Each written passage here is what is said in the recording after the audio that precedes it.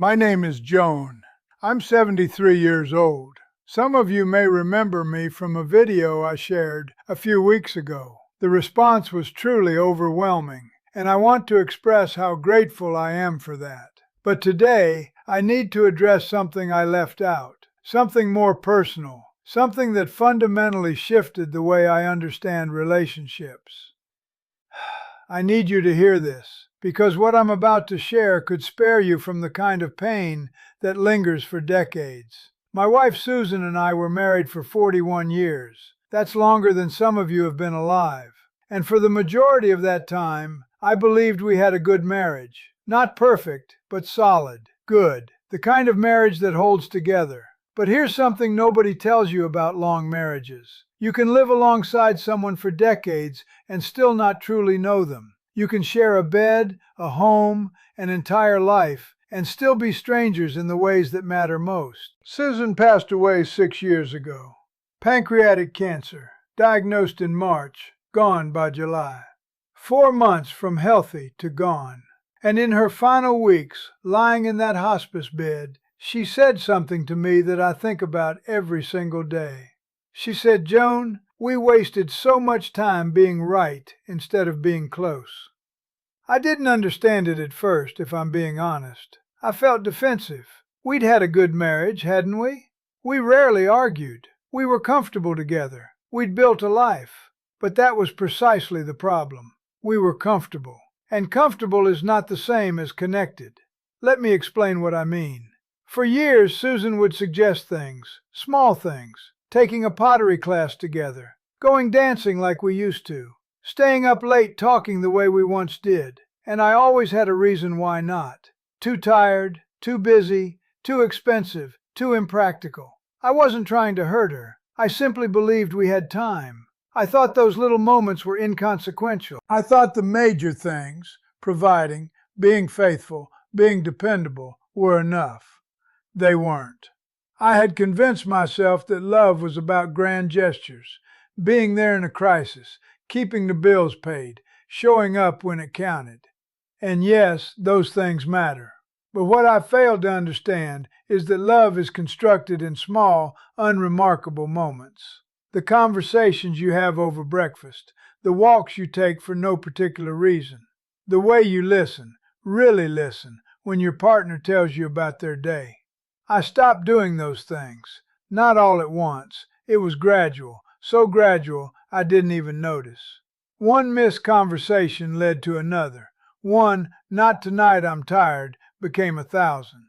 One, "We'll do that later," quietly turned into never. And Susan, being who she was, adapted. She stopped asking me to dance, stopped suggesting classes, stopped reaching for those deeper conversations. She found her own friends, her own interests, her own life. We became roommates who happened to be married, polite, considerate, and fundamentally alone. I didn't see it, or perhaps I saw it and told myself it was normal, that this is simply what happens in long marriages. The passion dims, you fall into routine, you become comfortable. But comfortable is just another word for complacent. When Susan got sick, everything changed overnight. Suddenly there was a deadline. Suddenly all the things I thought we'd do someday had a very clear expiration date. In those final months, we spoke more honestly than we had in 20 years. She shared things I never knew, dreams she had quietly let go of, pain she had carried in silence, moments she had felt invisible within her own marriage. One night, roughly 3 weeks before she died, she told me about a trip she had always longed to take, to Scotland. Her grandmother had come from there, and Susan had always dreamed of walking through the Highlands, wandering through the villages, tracing where she came from. She had brought it up many times over the years, and every time I had dismissed it. Too expensive, not the right moment, maybe after we retire. We never went, and now we never would. She wasn't angry when she told me this. That's what made it so much harder. She was simply sad, resigned, as though she had accepted years ago that I wasn't going to be the partner she needed. I asked her why she hadn't pushed harder, why she hadn't insisted. And do you know what she said? "I didn't want to make you do something you didn't want to do. I wanted you to want to do it with me."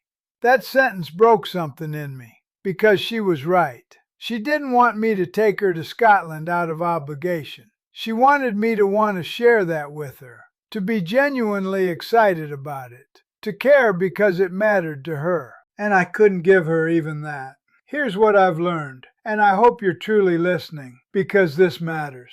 The greatest threat to your relationship isn't infidelity or fighting or some dramatic rupture. It's indifference. It's taking each other for granted. It's the slow erosion of closeness that happens when you stop trying. You stop asking questions because you assume you already know the answers. You stop making effort because you assume your partner will always be there. You stop putting the relationship first because you assume you have time. And one day you wake up beside a stranger, or worse, they're gone, and you never had the chance to truly know them at all. After Susan died, I found a journal in her nightstand. She had been keeping it for years. Reading through it was like discovering a person I had shared my life with, but never genuinely seen. She wrote about loneliness, about feeling as though she was calling out into silence, about small moments that wounded her, times I was physically present, but emotionally somewhere else entirely, times I chose work over her,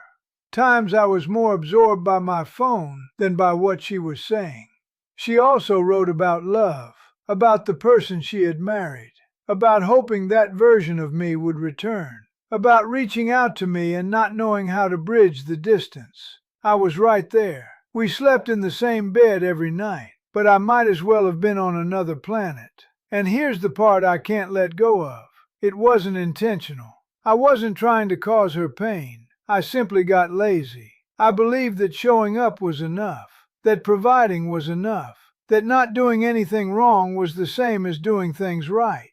But relationships don't end from dramatic failures. They fade from 1,000 small neglects. If you're in a relationship right now, I want you to sit with some questions. When did you last have a real conversation with your partner?